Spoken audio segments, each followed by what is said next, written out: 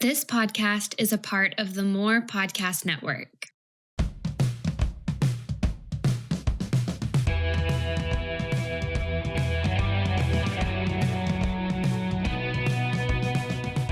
Hey everybody, welcome to the Daily Leader Podcast by Pattern Talent, where we interview great leaders and we seek to understand leadership. I'm Brad McDonald. And I'm Taylor Jessup, and we really hope that you enjoy this episode.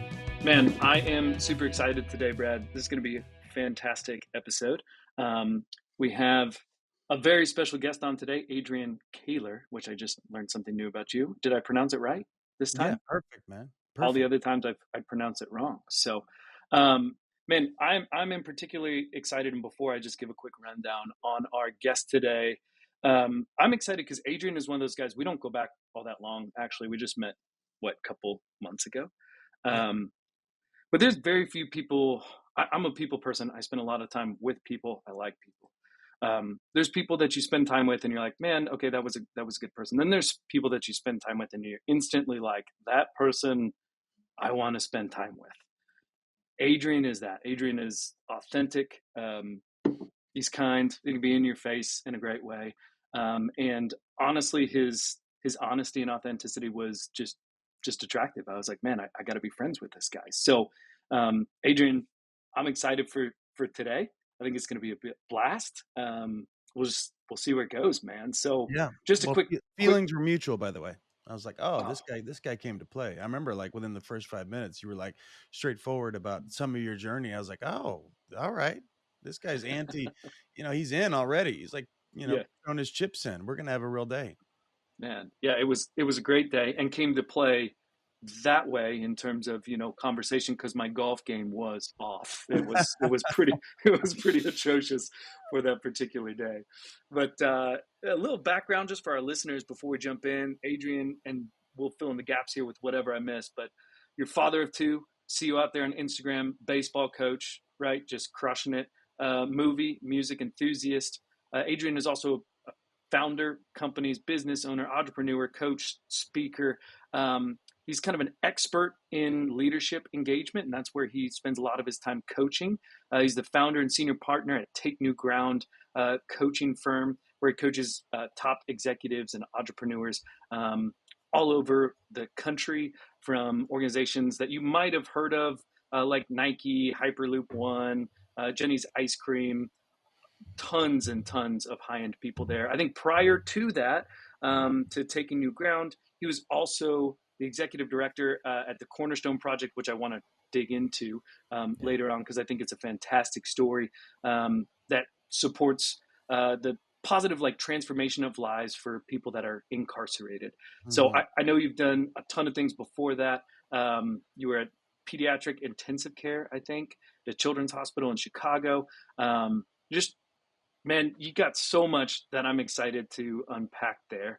And we'll get into more of it, and I want you to fill in the gaps. But before we do, okay, so some things I just got to ask, because I feel like I always want to know when I'm listening, like, hey, tell me a little bit more about this person. So give me, what's your favorite movie? Like, if you had to be like, dude, this is my favorite movie of all time, for us to understand just a little bit more about who Adrian is, what would that be?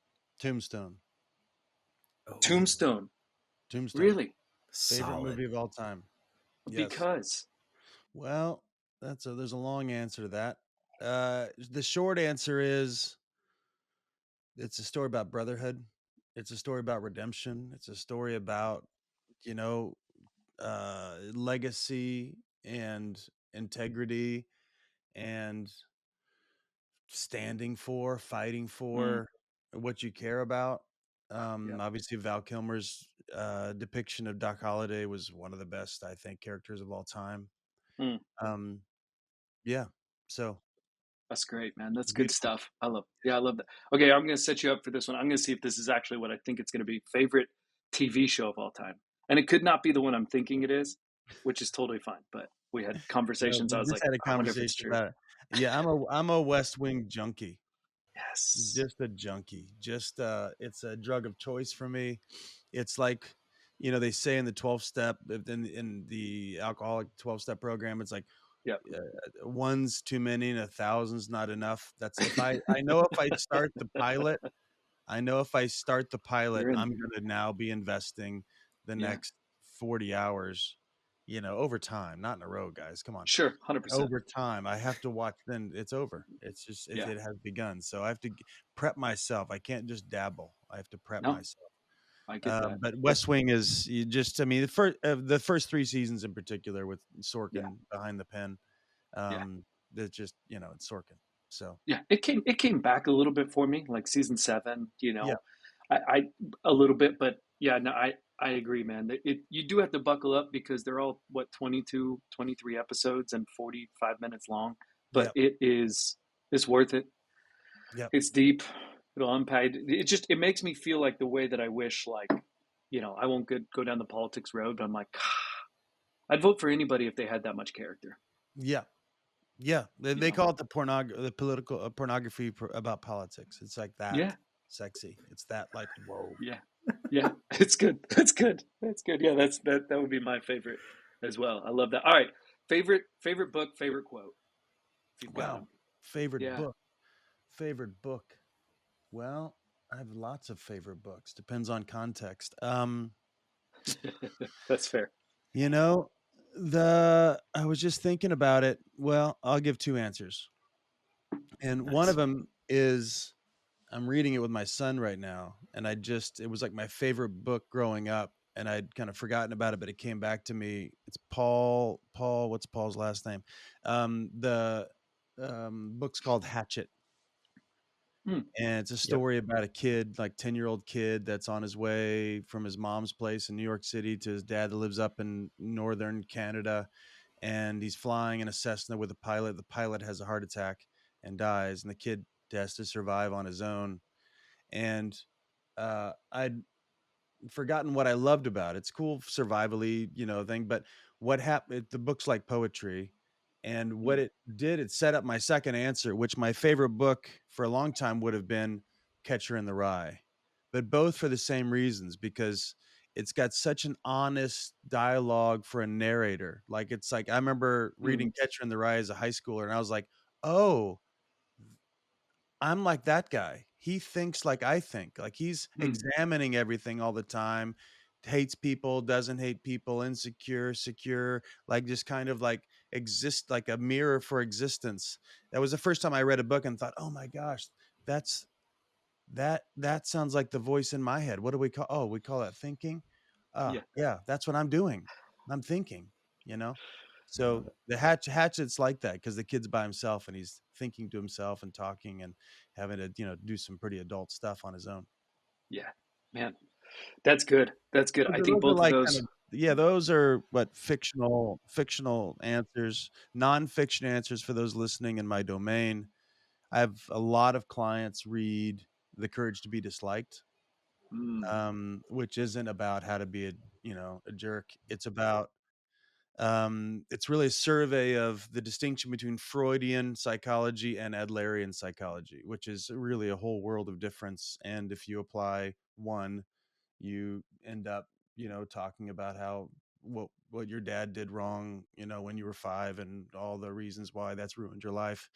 Sure. Thank you, Freud. Or Adler, which is actually, hey, I am what I'm committed to. I am the future. So you choose. Yeah, I don't have to be defined by the events that happened to me in my past. No. I love that. I love that, man.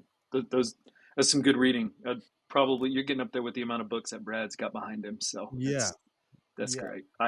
It's a background, Audible Taylor. changed my life because I'm such a slow reader. I know it's background. Yeah, I was trying to make it look better Google. For our listeners. Yeah. All right. Any favorite quote that you can think of, like, or top one or two that come up? I was just thinking of something that my business partner said once, and has stuck with me. He said it in the context of one of our leadership trainings. He said, "A man with a vision can never be held captive by circumstance." That's Dan Tocchini. I'm excited to unpack everything that we can today for that reason, for the fact that, you're quoting Dan as one of your favorite quotes and talking about, both vision and ownership. Give me the story. Give me the story that you tell about who Adrian is, what kind of defines you, what you're doing now, and then how you got there. So who Adrian is, I'm a dude live in West Hollywood, California. I've got a couple kids. Dad is a huge part of who I am. The kids are the crucible for me. They are my greatest teachers, greatest experiment, greatest feedback mechanism, the whole thing. And who I'm becoming really is shaped around who I must be in order to make the impact for them that I'm committed to. So that's a big part of who I am. Been in and out of a couple marriages. So there's some big long stories there. Both distinct experiences. Lots of the same Adrian showed up in both places, obviously. Mm. Um, Grew up in a small town in Southern Illinois. Used to say 8,000 people. I just heard on my last visit they're down to 7. So, Uh-oh. well, Uh-oh. they're all dying off. That's not good. Bunch of old white people. Grew up in a faith context and had to, wrestle with that for a good while, and have wrestled up and down like most of my life, which I think is proof of life. But yeah, come from that context, and then, all of that is definitely a big part of how I see the world, on how I relate to God and what I think God's about, and my alignment with that, or misalignment at times, and, realignment, misalign, realign. So those kind of notions inside of that are really what drives me on a daily basis. Like, I'm a guy that thinks that the world, we all know the world's chaos, and what are we going to do about that? Either become chaotic along the way and just like it is what it is, or do some kind of hedonistic journey to deal with it, or can be a part of the reordering and part of the reconciliation, both of like the bigger issues, and for individuals, helping them reconcile themselves, and helping them reconcile to their own, higher power, God, future, whatever that is, legacy, all the stuff that matters. And so that's just always what's pumped me up. It's like having real deal conversations with people. I know that survival is just a natural human tendency. We're not going to not be committed to survival, and that's why we're here. That's good. But survival is on a more apt, or more convicting sense. It's more about ego, right? Like looking good and feeling good and right and being in control. Besides like the physical survival thing, it's psychological survival, and with that is spirituality. All that invisibility, like all that, like it's usually the invisible that runs the visible. So um if you think about that stuff a lot, and you want to be really conscious of it, and you want to help other people, that puts you in the camp of like an intense person, or like a deep person. I have just always cared about that, and so I have a bunch of, when I was growing up, it was like, Aid, that's what they called me. Aid, why are you so serious, man? Why don't you just relax? I'm like, I don't know what else to do. I just think about this stuff. You want to watch the Wheel of Fortune. I want to talk about how I feel when I'm approaching a girl that's cute. And Dad, you don't want to talk about that. So that's fine. We can just watch Vanna, I guess. Hey, you know what? God bless her. God bless her. Yeah. Um, I just always wanted to talk about meaningful stuff. And so that's led into this, as you pointed out, some of the stops along the road, medical background, was like a pre-med guy in college, and thought, I don't really want to be a doctor. I don't know what I'm doing here. So I got a nursing degree, but mostly because I wanted to travel the world and help people, and nursing worked for my brain. I was good at that stuff. And yeah, did that for a little while, but didn't ever like want to be a nurse. I liked the context, meaning like you're with people, especially the pediatric stuff. You're with people on the worst day of their lives, and there's some work to be done to keep the kid alive, obviously, which is epic and very important, and an equally amount of work to help the family get together instead of disintegrate. And I just loved that. I loved the challenge of that, and the invitation of that is like usually helping moms calm down, and usually helping dads speak, because you know across the norms, or the patterns would be like women would get loud and really nitpicky and try to control shit, which is fine, and guys would just go internal and be angry, um usually in the face of uncertainty. That was the trend, and I just dug it. I knew that if I showed up really powerfully for them, they would never, I mean, we would have a bond that would last forever, which is true. I remember these families, that I got to stand in the gap with. And some of the kids made it, some didn't. Either way, though, the power of like presence and being with people can really shape somebody's experience. Did that, and then went back to kind of some of my roots, and moved out to Los Angeles and worked at a church called Mosaic. We were ragtag, like 3,000 people.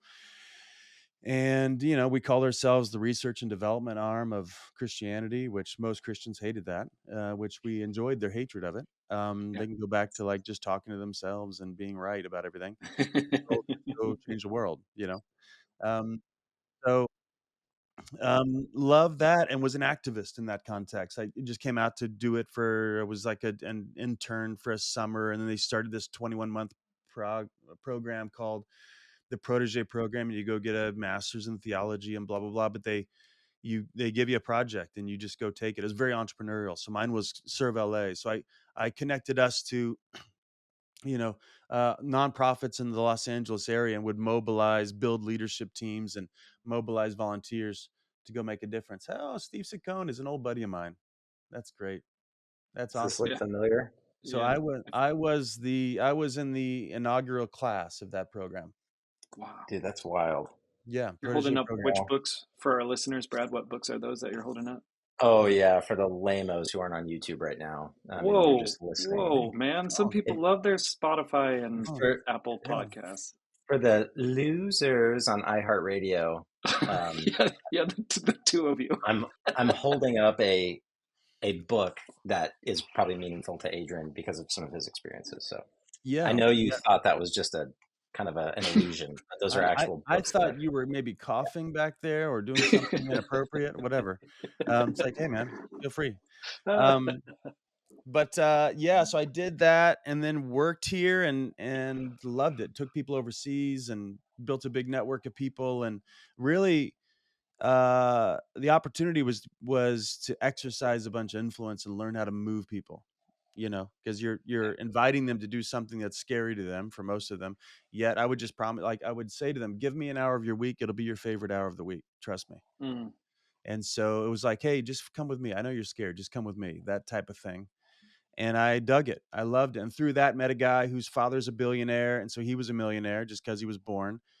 He asked me, I helped him in his own faith journey, and he asked me if I'd help him figure out what to do with his money, like to give it away philanthropically. So I left Mosaic and took him around the world, helped him, exposed him to like all the different, if you want to get involved with water crisis or food crisis or housing crisis or whatever.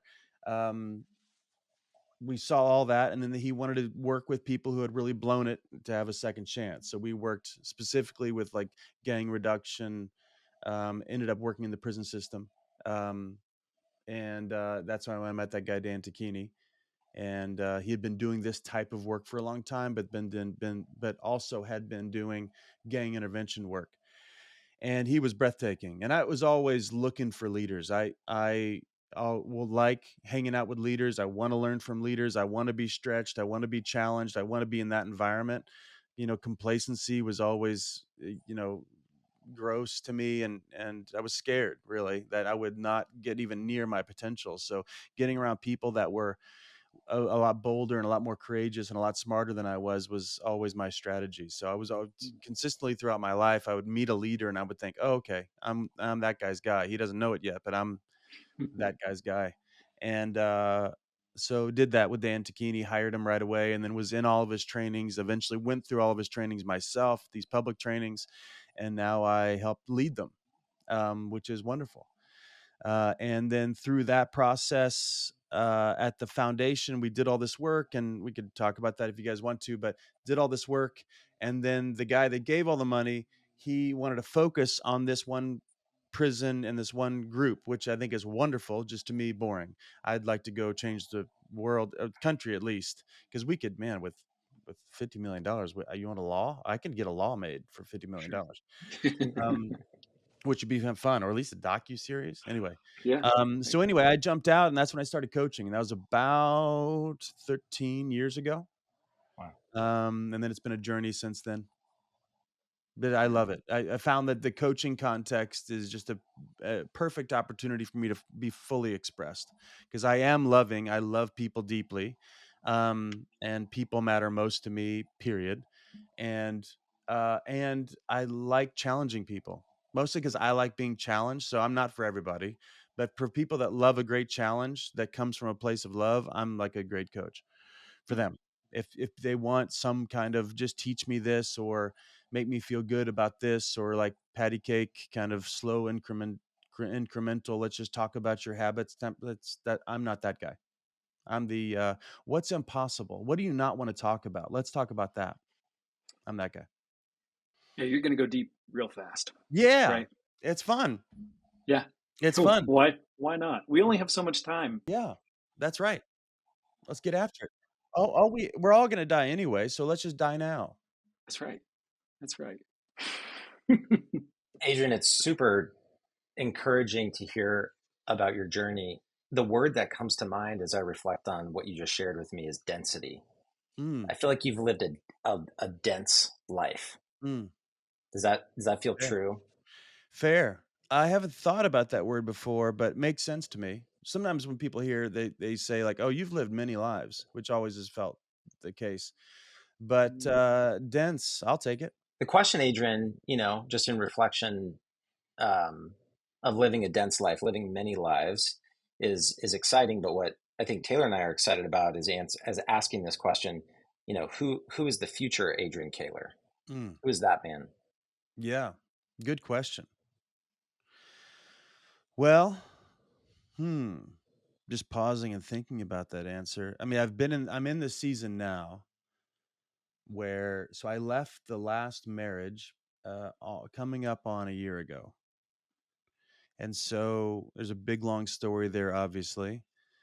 The kind of the why I bring it up here is that was it was a courageous act for me. I'm not a guy that quits anything.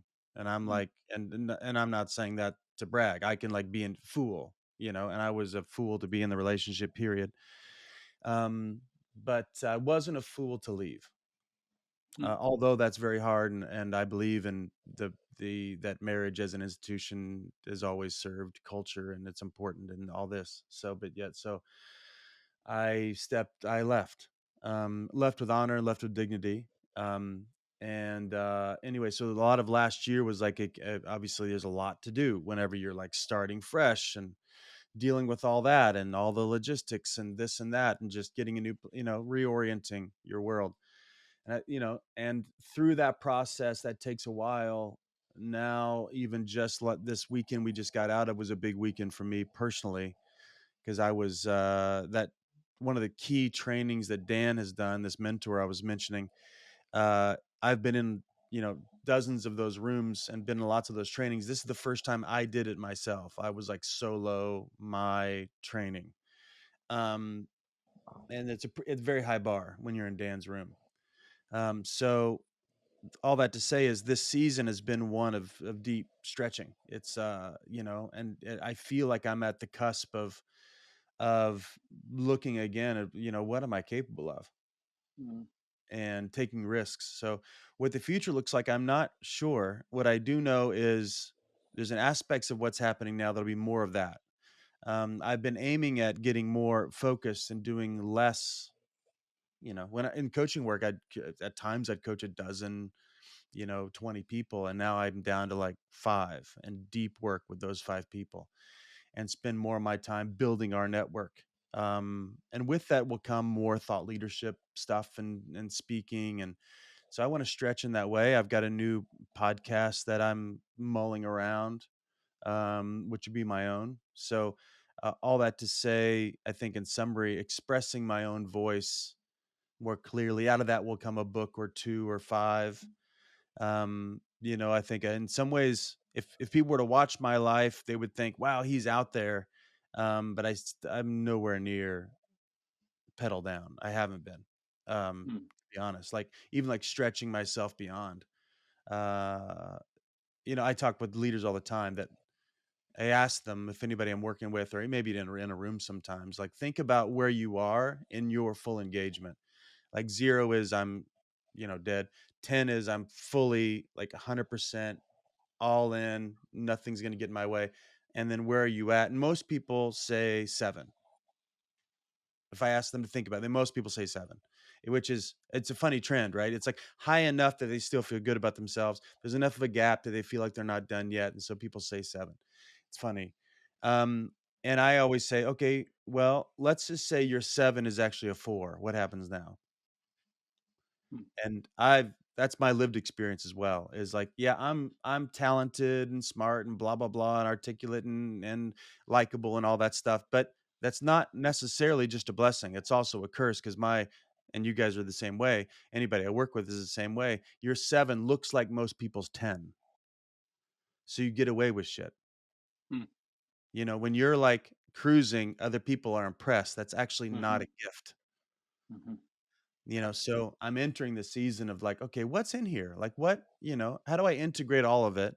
And even all the failures, or even all the whatever you want to call them, where I've missed it, and integrate all that. And that ends up being a huge invitation, a blessing for people, because we're all dying to know what to do with this, jumbled internal world of ours. So anyway, I'm getting honed in on what that will look like in practicality, but it'll be a lot, even more joy, expression, fun, play, connection, adventure, all that. That sounds exciting. I want to spend Yeah, time man. with that guy. Let's hang out, dude. Let's hang out. Yeah. In your work with leadership, something that we always like to explore with our guests is how they define leadership. So, Adrian, what is leadership to you? Yeah, I think first definition that comes to mind is generating results through others. Like Say it's that again. actually like generating results through other people. That's leadership, I Mm. think, at its Mm. core. Is like something's going to happen, but my job as a leader is to get that happen through you. Yeah. I'm going to be there to stand with you to help that happen. I'm going to be here to like raise the bar about what can happen, and then I get those results through you, through the possibility of teaming together and synergizing. That's a word. Efforts, and leading, being the one that's the most honest person in the room, which is not a small feat, especially when you're the leader, because you're leveraged. Like, you've got a lot of responsibility, and Mm. especially in our pandering culture these days, it's like, oh, we can't talk about that, and we shouldn't talk about that, and we can't, all that. So a leader rises above all those circumstances, and orders chaos and releases beauty in thought, language, action, to generate results. Another What I way of love thinking, about that, yeah, oh, go ahead. Please go I was ahead. just going to say Finish the another way thought. of thinking about it is, we have this leadership academy that's called Intrepid, and we talk about it in 3 buckets. Leadership, we call it effective leadership, is in 3 buckets. One is generating results. 2 is aligning a team, and the majority of it is self mastery. So part of being a leader is to be the most committed person in the room to leading yourself. Mm. So you're in a deep, distinct conversation around who I am and my impact, and if that's working or not, and how I'm showing up. Like leaders, you can lead and not do that, but it's a mixed bag of results. But if you're leading and doing that, that's the best example for folks, because everybody wants to like change their team, but if they're not currently being changed, then there's definitely a lot of micromanagement happening, definitely a lot of frustration that doesn't it's not necessary. So if you generate a culture around you that's introspective and self-disciplining, that generates a whole lot of shortcuts, because people are in a conversation about results always tell the truth. Impact is what, in this training we just got out of, that's the consistent conversation, is what's the difference between my story about what I'm up to and what the Mm. impact of what I'm up to. Like, can we start with, current reality doesn't lie, we do. So results tell the truth. So let's start at results, and let Mm. that give us a reflection of our intention, instead of people have a story about their intention and then results are whatever the results are. No, impact tells the truth. Impact reveals intention. So great leaders will do that. That's so good. What I love about your definition, Adrian, and why I think it's so effective for someone like me, as I think about growing my own leadership, is that it integrates what I often find are sort of like two polar opposites. One Mm, being like depending on your personality, you might be heavily oriented towards people and relationships, or tasks and results. So for you to say, leadership is about achieving results through other people, Yeah. sort of pushes me to this place of being like, well, it's not okay for me to just be all relationships or all results, Yeah. all tasks, or all people. I have to be able to deal with a paradox. I have to be able to step into a tension that feels uncomfortable, and my ability to balance and hold those tensions is leadership. That Yes. is leadership. Yes. Yeah. Yes. We talk about paradoxes a lot in our work, usually because that's where the tension is. And the brain is naturally an either or machine. It doesn't like both and. That's more That's right. complex to it. It would like rather know. And that's why a lot of people, when you ask them a question, they know what they don't want. Instead of deciding to decide what they want, that takes a lot more risk, a lot more vulnerability. If I actually get on the record for what I'm committed to, I mean, want and committed to is a big leap there, but it's Yep. if I'm willing to get clear about what I want, that's gonna, then what do I do with current reality? So and my assertion is that everything is perfect, and by perfect I mean whatever's happening is a result of the system that was set up, that's currently at play, and nothing is unintentional in my book. So everything happens for a reason, and we're the reason. Like, we've either generated it or we've tolerated it. That's it. Those are the options in my view. um there's a lot of nuance in there, whatever, but it's like, if you own that either whatever's happening, I either wanted it to happen or I just tolerated it happening. If so, great, because then I can make new choices. This is such a powerful distinction, because I don't want what you're saying to be true at all. Right. Right? Like, what Correct. I want there to be an escape hatch where I can Yes. be like, but no, Adrian, you don't understand what Taylor did to me. Yes. It's his fault, and I tried so hard and I was committed, but Yeah. because of the friction he created, I wasn't able to XYZ. Yes, that is very convenient victimized thinking. So I'm just trying to unpack this for myself to make sure I understand. So there's what has actually happened, and then there's the story I tell myself about what is happening.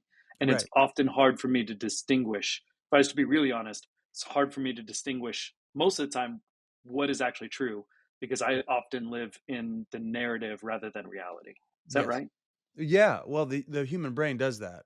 And because it's not like, no matter what we're thinking about, like memory is a funny thing. Memory is actually has very little to do with what happened. Hmm. Our memories are how we've interpreted what happened, and the story we have about it, and the significance of that story, and the impact, and really how we indulged ourselves based on the interpretation. And we know this because, I mean, all the twins studies show this for sure. But it's like the thing, uh, you know, famously, at least I always think about Jackie Robinson. It's just it's fascinating. Okay, he didn't buy the story. He said, "So what? I'm going to do this anyway." Yeah. Same. I mean, and we talk about this in prison all the time, because the guys, we would assert, "Hey, you want to be in prison? Why do we know that? Because you're here." And they would just naturally point to, "Oh, it's my neighborhood, it's the gang, it's the color of my skin, it's the socioeconomic, it's whatever, it's all these external circumstances that got them into the room." Yeah. And that's never the case. They use those external circumstances to justify their, criminal behavior, but it's not like the circumstances generate criminal behavior. It's, you even look at all the social science around it. Why are so many people that are this da, da, da, doing these things? Because they all are in this group racket, that because that's happening now, I'm justified in doing, X equals Y. But it's Yeah. the thinking there. So Yeah. back to what you were saying, yeah, Taylor, it's the yes, we have a story, and we don't vet our stories very often, because usually there's other things that are as or more true than our story about what happened. And I said it in the training this weekend. I said, it's never too late to have a great childhood. Some people are still like 60 years old making their parents wrong to their own despair. That's right. Instead of like, Yeah. hey, of course there was XYZ that didn't work for me. Okay, what are you going to do? You're going to Yeah. keep living in resentment, or are you actually going to go live and stop using your parents as the reason why you can't XYZ? It's like, everybody knows it's bull Yeah. crap. Uh, There, that's so there's good. the Go for feature, it. one of the features of a racket is the payoff, right? It's the opportunity for me to be able to be like, oh, it feels so good to be the victim of this person. And that is like this, it's such a betrayal of myself and my relationship with whoever, whether it's someone who's following me, I'm a leader and I'm like, man, they're so obstinate, they're such a mule, man, it's so much better. I just wish they were more like so and so. So and so's a Mustang, and all I have to do is it's so easy with them and blah blah blah. But this person, they block my results, they prevent me from doing things, and I'm such a good guy for keeping them around. And I'm so generous because I forgave them. And you're right, it's complete garbage.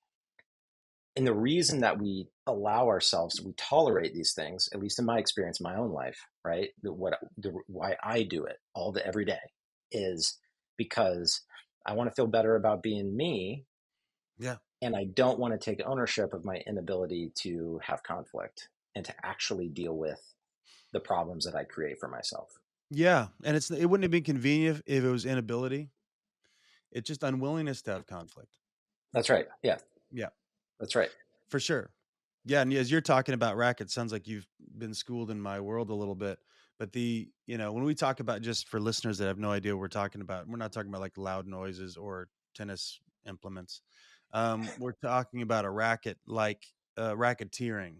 Imagine Chicago Prohibition time.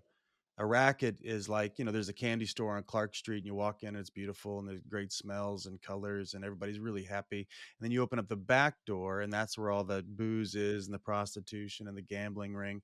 That's a racket, right? So there's a relationship between the external view and what's actually fueling the whole thing. And there's a negotiation between the front room and the back room, and it's under the table.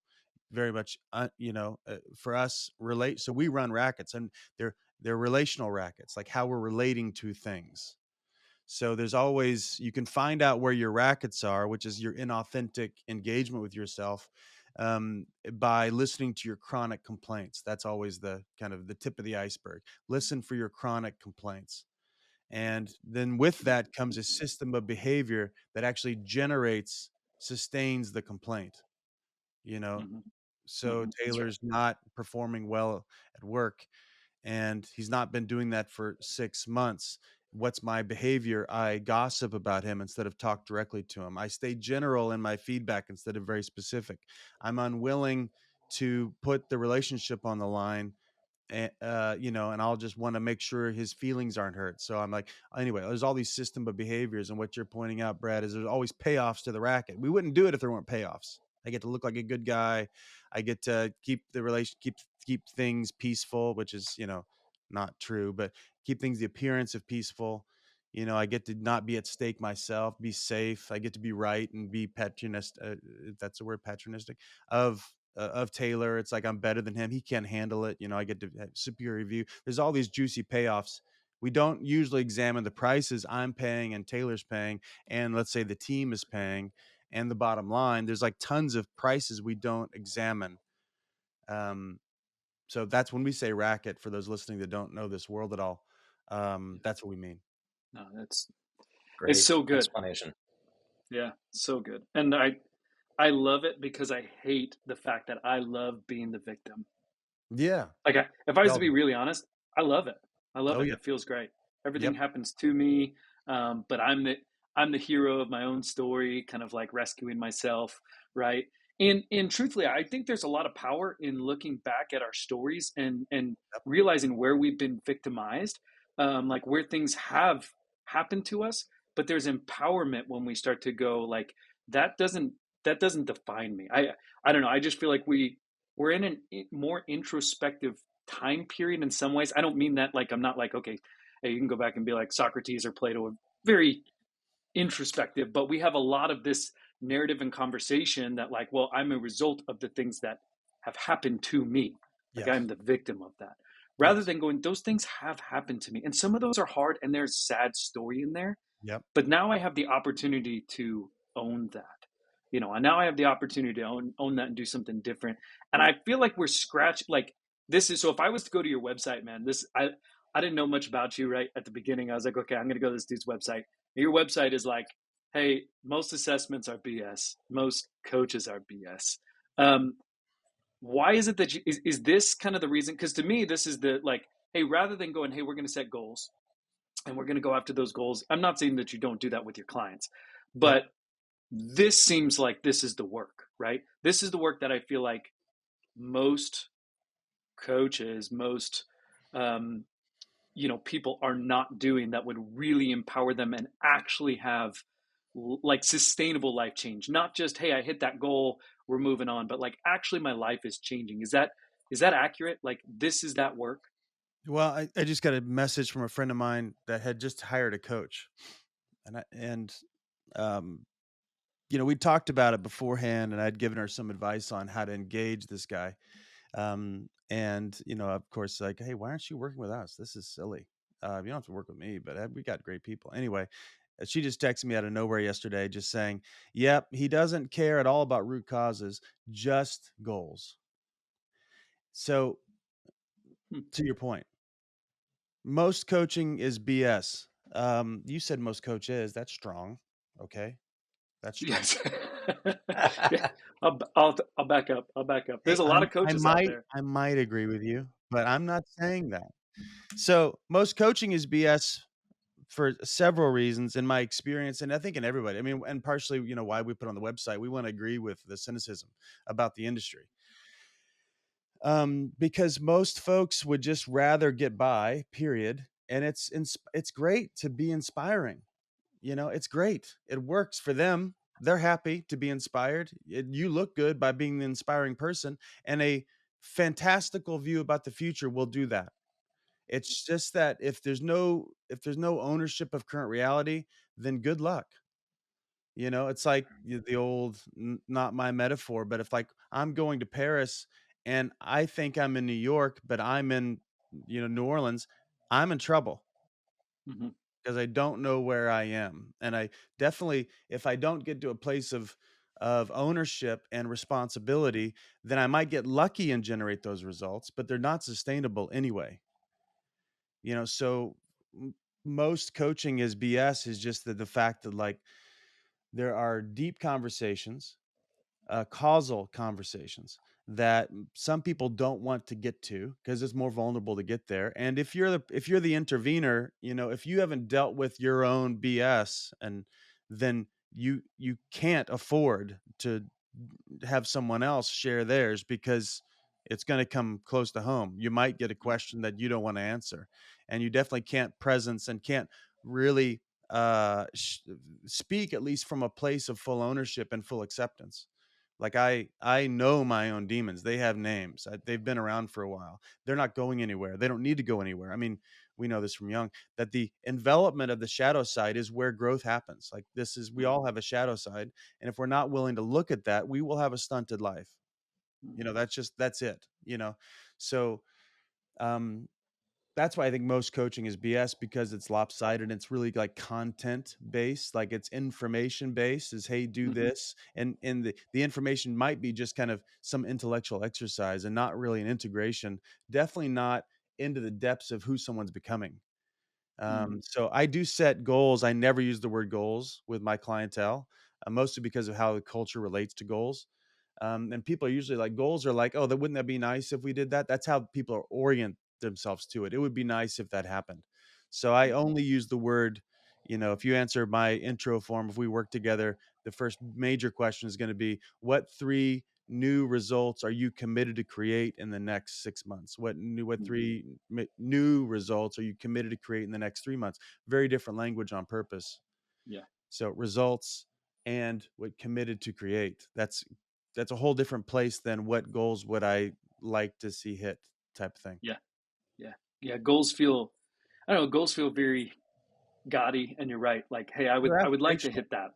Yeah. Yeah, Yeah. they're aspirational. If you're actually committed to it, then you're going to do whatever it takes to get there. And it's not like just like a moonshot, or it's not Yeah.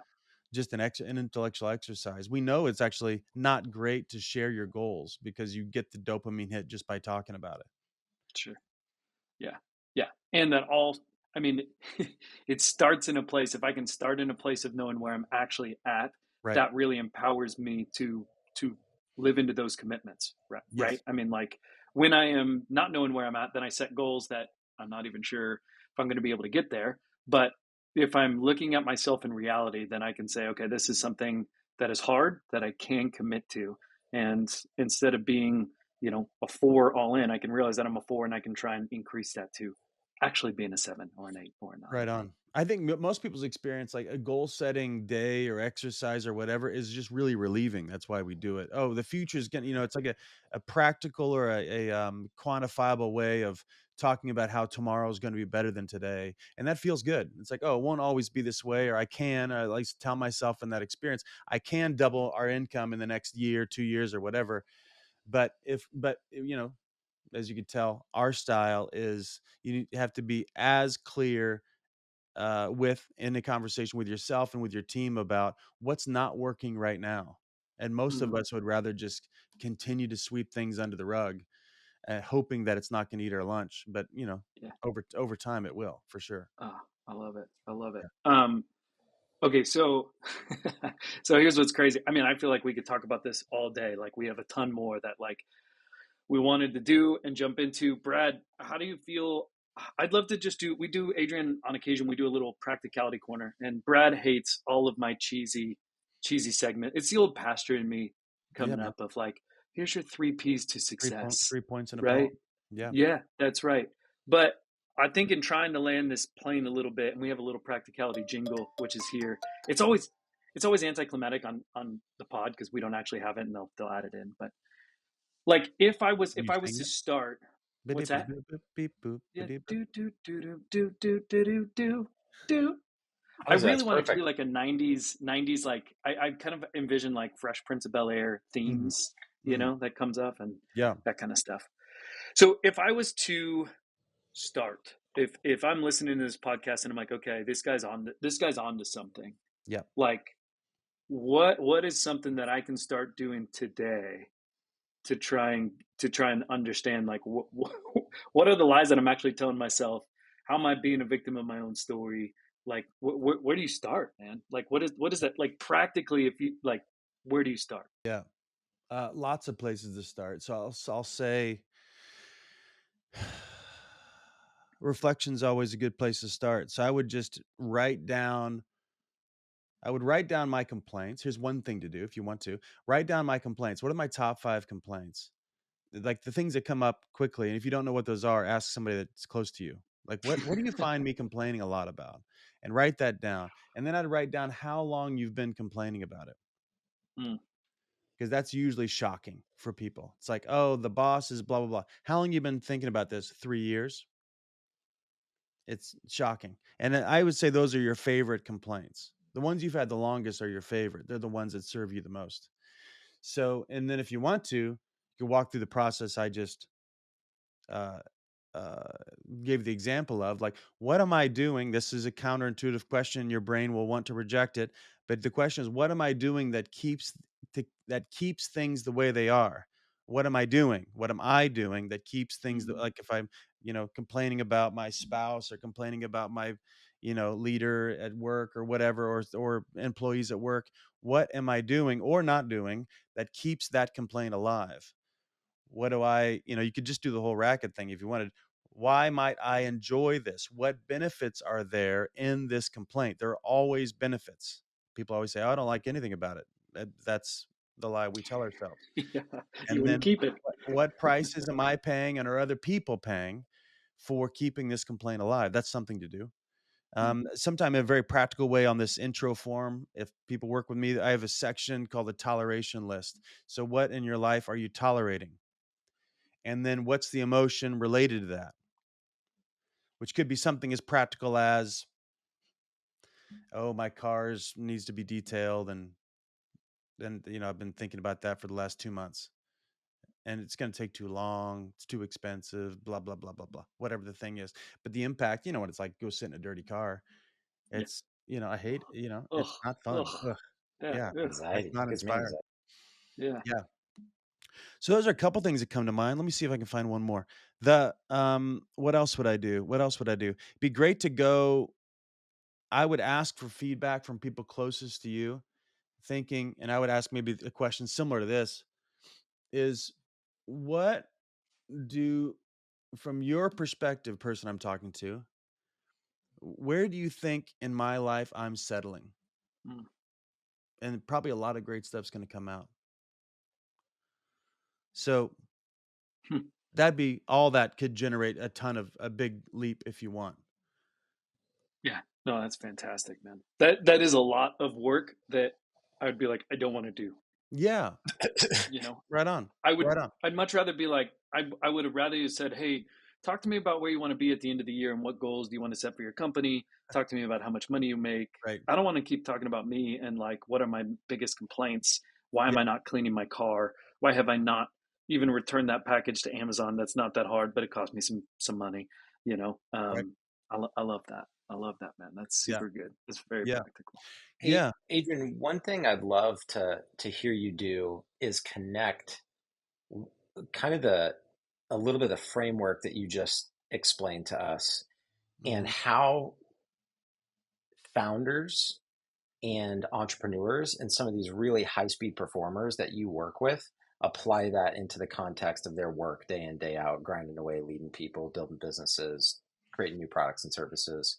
Like, how do you see these principles make massive impact in the lives of the businesses that you serve? Yeah. Well, as anybody that's running a business, we're always short on time and we're even shorter on energy. And so one of Mm, the major aspects is that it's interesting to watch and reveal to them or like reflect back to them how much time they spend complaining about X instead of doing something about X. Yeah. And sometimes it's tolerating low performers on the team. Sometimes it's knowledge that a certain aspect of the division needs to be cut out. Sometimes it's a strategy that's not working. Sometimes whatever it could, I mean, there's lots of things that could be there for them. So it's mostly it's around energy and their own sense of vitality. Because if I'm not cleaning things up that at least I'm complaining about, they might not actually be wrong. I'm just complaining about it. Then a couple things happen. One is I become the stereotype, which is like maniac founder person, and they're all maniacs in some ways. That's why they're brilliant, and everybody that's made a huge dent in the world has been a weird person. um you know and they're imbalanced. That's great, and they're imbalanced in like a lot of good ways, but they can't keep great talent because there's no sanity in their insanity. There's no stability or even predictability or a sense of self-awareness because they're kind of on the run. They're like a wild dog in that way, and they don't have, because you can be like really crazy and really grounded at the same time. And mm, if you're like self-aware and up for self-mastery, not like you master everything, but there's a part of you that is, I mean, if you're 100% committed to being responsible, then you can be crazy as long as you're wide open and you get to live on the edge. You don't live cautious. You actually go in, and if I hurt somebody's feelings, I'm going to listen to it. I got it. I blew it. And you don't spend any time justifying why they shouldn't think that, why it didn't matter. You just don't spend any time surviving in that way, like your ego survival. So the argument for it, to your question, is it saves energy and saves time, and you actually end up generating a culture that works for you while you sleep instead of traditional culture, which is people are doing the least amount that they can do and get by with, and have the least amount of nobility that they can have and get by with it. But if you set the bar, like with how you're going to manage yourself and lead yourself, then that the culture itself that you emanate will clean up a lot of that work. And people that are committed to low performance, people that are committed to gossip, they just can't last. They'll just get outrun every time. So mm, when I work with a leader and they get their game up, everybody gets scared because we're mm, not playing games anymore. Oh, we're looking at results and we're looking at impact. Period. And we're accountable for that. I hold myself to account for that. And so it's not like, is somebody holding me accountable? No, no. We have an accountable culture. And so if you're not giving an account, like when we miss a deadline, if it's my deadline, I'm the one that brings it up in the meeting. and I account for it. Here's what happened. Here's what didn't happen. Here's where I missed it. Please forgive me. Not like, sorry, I was busy, blah, blah, blah, client. No, no, no. I missed it. Here's my, will you forgive me? Like, people don't speak like that in business context most of the time because it's vulnerable. But we've broken promises, and most people don't want to like own the fact that the impact of their broken promise. We don't have cultures built on keeping our word anymore. I don't know if they ever did, but like that's the bar. Like, we can keep our word, like live our word, which means we'll break our word and we'll fix it just as soon as we can. And then we have resiliency and alignment, the possibility of resiliency on the team and alignment on the team. If I could synthesize in my own words what I feel like you are doing for Taylor and I right now in this interview, and what I would imagine you're helping clients and their stakeholders do, is trust myself. You're giving me an opportunity to learn how to trust myself. Yeah. Maybe for the first time. Yep. And then how to trust the other people that I'm in community or work with. Yeah. And, part of probably my biggest takeaway from, I had a little stint in, private equity and venture. One of the biggest takeaways was that the currency under all the currencies is trust. The thing that moves capital faster than anything else, faster than a whiz-bang pitch deck, faster than a cool product or service, is, do I know you and do I trust you? And if I do, I can move hundreds of thousands of dollars via text message thread. And I don't need operating agreements and term sheets and all this garbage. I just need to know that I trust what you say is going to be true. Yes. And I feel like, man, you're in this kind of trust trade. Mm-hmm. That is the work of Adrian Koehler. Yeah, 100%. I only work with fast-moving, hard-charging people. First off, it's more interesting to me. Secondly, I am to them what they're desperate for, which is somebody that really cares about them, really wants to know them, and I don't care about if they like me or not.